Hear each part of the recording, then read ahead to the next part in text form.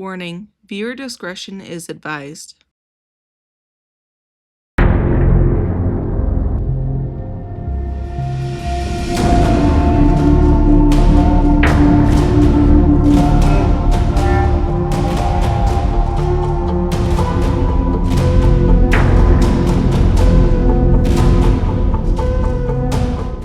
Hi friends, welcome to Meals to Unalive For, where I talk about a true crime case and make a death row meal from scratch.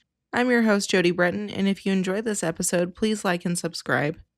So today we're talking about Gary Heidnik, also known as the Monster Preacher. Gary was born in November of 1943 to parents Ellen and Michael in a working-class suburb in Cleveland, Ohio. Now, Gary did not have the best upbringing. His parents filed for divorce when he was 2. It was said that they fought constantly. Ellen was an alcoholic, and his father, Michael, had a serious anger issue. Initially, after the divorce, Ellen did have sole custody of Gary and his brother Terry, but she could not raise the boys while also managing her alcoholism. So she did give full custody to her ex-husband, Michael, but it was said that he, like I said, had a very explosive temper. It was said that he was a very harsh disciplinarian and used humiliation as one of his tools. When Gary would wet the bed, his dad would make him hang the soiled sheets up so that all of the neighbors could see what he had done. And then he would also dangle the boys out the second-story window when he was extremely angry. At some point during Gary's childhood, he did have a dangerous fall from a tree that left his head disfigured that kids constantly bullied him for. Gary's brother Terry said that Gary really changed for the worse after the accident. He said that he suddenly became very cruel, especially to animals, and did enjoy torturing them. Later on, Gary's father remarried to a woman named Dorothea, but he said that she had no interest in being a parent and would actually single him out for a lot of punishments. Gary and his brother had actually tried to run away to California, but they were brought back, and as a result, his father sent Gary away to military school in Virginia for 2 years. And while this was meant as a punishment, Gary actually thrived in military school, but he did end up coming back, and it's unclear as to why he came back to live with his father and not graduate in said military school. Then in 1961, Gary did drop out of school altogether, and he joined the Army. In May of 1962, Gary trained to become a medic and was assigned to the 46th Army Surgical Hospital in Landstuhl, West Germany. Gary said that while in the Army, they experimented on him using LSD and as a result suffered a nervous breakdown. And while there's no indication that such testing occurred, who really knows? Gary did end up going to the doctor since he was experiencing blurred vision, nausea, dizziness, and headaches. But doctors felt like he might have schizophrenia or schizoid personality disorder. Due to this diagnosis, Gary was sent back to the U.S. in Valley Forge, Pennsylvania, so he would be treated for his mental health, and they found that he was also experiencing hallucinations at that time. Then a military board decided to honorably discharge him and was given a 100% disability rating, which meant he got the maximum amount of benefits, which was very surprising considering Gary only spent a total of 14 months in the military. After being discharged in 1964, Gary moved to Philadelphia and enrolled in nursing school. He finished school in 1 year and became a home care nurse. Between working and having his disability benefits, Gary saved up enough to buy a house, but it was still very difficult for him to lead a normal life. He had attempted suicide several times that included overdosing, ingesting rat poison, driving his motorcycle into a moving truck, among other things. As a result, Gary was in and out of psychiatric hospitals and sometimes would become mute. Terry, Gary's brother, was also living in Philadelphia, also had been discharged from the military due to mental illness, and was also suicidal. The brothers leaned on each other a lot, but they also fought a lot. December of 1968, the brothers got into a fight. Gary smashed his brother's head in with a carpenter's tool, leaving a gash that needed 16 stitches. Terry accused Gary of almost killing him, but Gary calmly stated that if he had wanted to kill him that he would have, and dissolved his body in acid. Terry still forgave Gary since they were all each other had. After all, the boys had cut off contact with their father and they hadn't spoken to their mother in years. In 1970, Ellen had died via suicide. She had cancer, and instead of suffering, she drank a bottle of mercuric chloride. Even though Gary and his mother were not close, he saw to her cremation and spread her ashes at Niagara Falls. Then one day in 1971, Gary started driving and didn't stop until he ended up all the way in Malibu, California. There he said he heard the voice of God telling him to start a church that catered to people with intellectual disabilities. And that's exactly what Gary did. He came home and started a church called the United Church of the Ministers of God and now went by Bishop Heidnik. Gary had services each Sunday for a small congregation, mostly for the mentally disabled. 1975, Gary used church funds to open a Merrill Lynch account and started investing. He ended up being very good at it and made hundreds of thousands of dollars.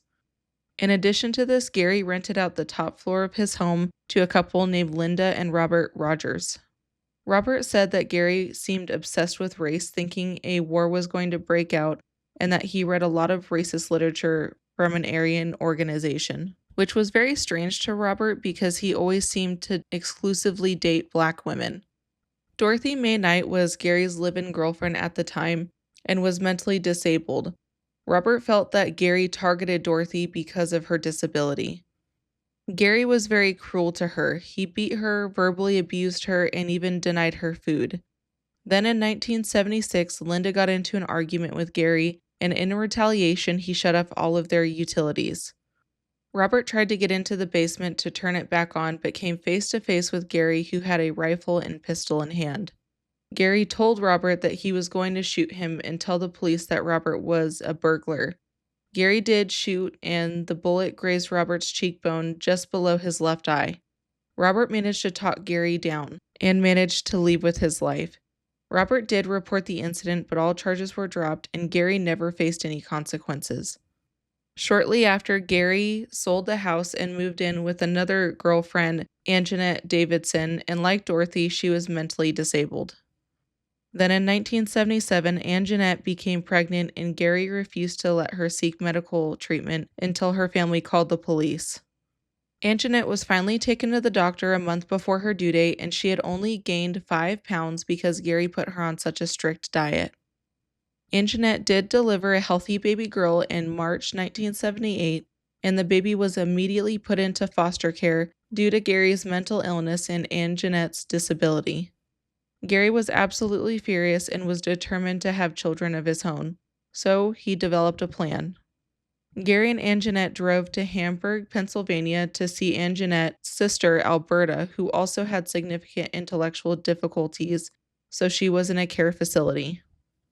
Gary checked Alberta out for a day, but she hadn't returned in over a week, so her caregivers became concerned and they showed up to Gary's apartment.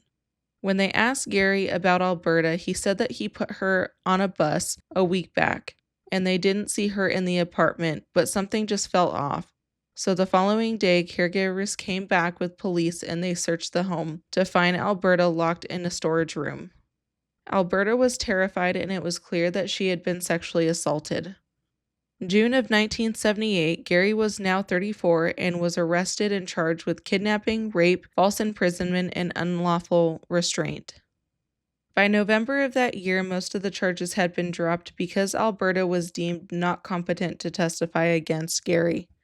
Gary was deemed guilty of interference with the custody of a committed person, reckless endangerment, and false imprisonment, so he was sentenced to 3 to 7 years in prison. He was then sent to Graterford, Pennsylvania prison, where he underwent a lot of psychological testing, where it was discovered that he had an IQ of 130, which is almost genius level, but it was also discovered that he was very manipulative, insecure, and confused. Gary reverted to being mute for much of his prison sentence, and when the guards asked him why he wouldn't speak, he wrote on a note saying, "The devil stuck a cookie down his throat." Gary only started speaking again when he was told that his parental rights were being terminated so his daughter could be adopted. Gary had only served about 3 years and was out by April 12, 1983. By this time, Gary and Terry had drifted apart, so now he had no one. He ended up buying a home on North Marshall Street, Pennsylvania. Gary then used some of his stock money to purchase nice cars, like a Rolls-Royce, Lincoln Continental, and a Cadillac, and this was mainly used to impress women. Gary would hang out at a fast food restaurant near the Elwyn Institute, which was a nonprofit that would help disabled people, and this was so that he could pick up disabled women for sex. During this same time, Gary started corresponding with a woman from the Philippines named Betty Disto. The two wrote back and forth for 2 years, and in September 1985, she got her visa and flew to the U.S. 3 days after arriving, they got married, but only 1 week into the marriage, she caught him having sex with 3 other women in their home. When Betty objected to this, he punched her and forced her to stand in the corner for the next 14 hours. Betty tolerated horrific abuse right up until she found out she was pregnant.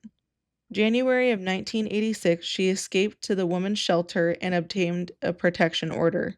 Betty also made a police report, and Gary was charged with spousal rape, indecent assault, and simple assault, but Betty never showed up.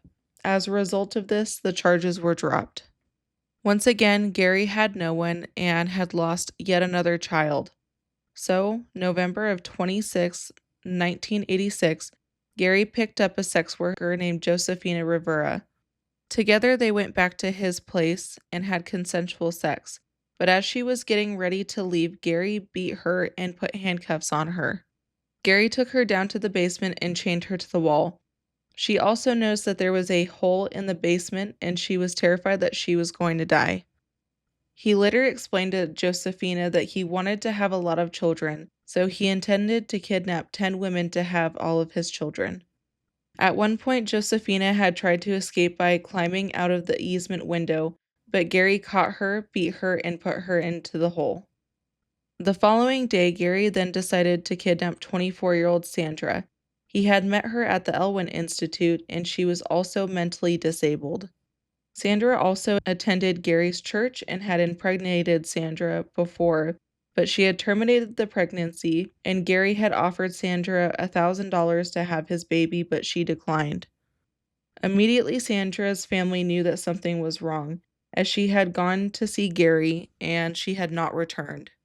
November 30th, Sandra's sisters and cousins showed up to Gary's house, but he refused to answer.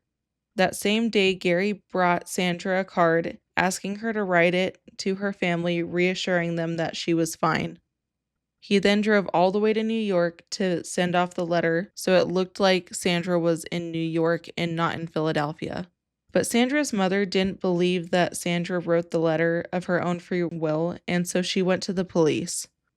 Unfortunately, authorities did not take it seriously and misspelt Gary's name, so they didn't realize that he had a record of kidnapping and assaulting women.